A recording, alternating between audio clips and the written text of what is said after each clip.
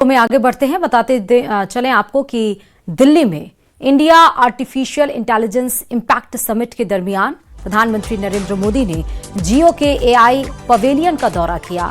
इस दौरान उन्होंने जियो द्वारा विकसित विभिन्न एआई आधारित मॉडलों और समाधानों की जानकारी ली। प्रधानमंत्री ने जियो इंटेलिजेंस, जियो संस्कृति एआई, जियो आरोग्य एआई, जियो शिक्षा और जियो एआई होम जैसे मॉडलों को देखा।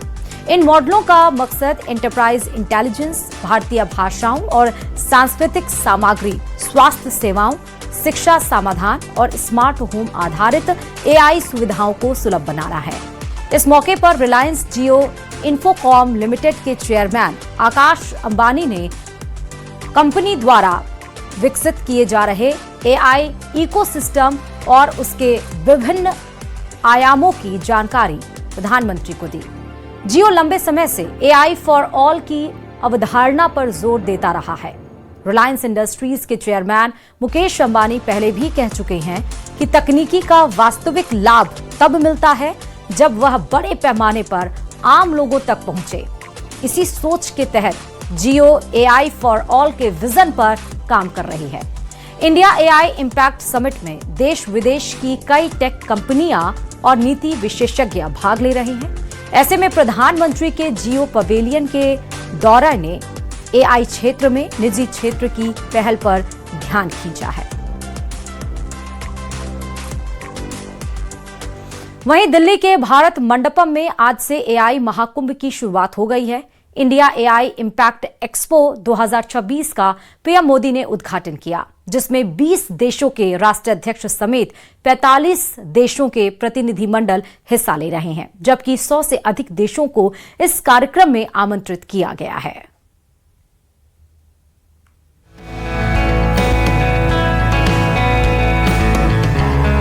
भारत मंडपम में एआई महाकुंभ,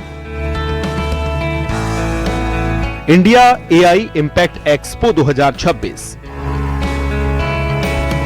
दिल्ली के भारत मंडपम में एआई महाकुंभ, जिसका नाम है इंडिया एआई इंपैक्ट एक्सपो 2026।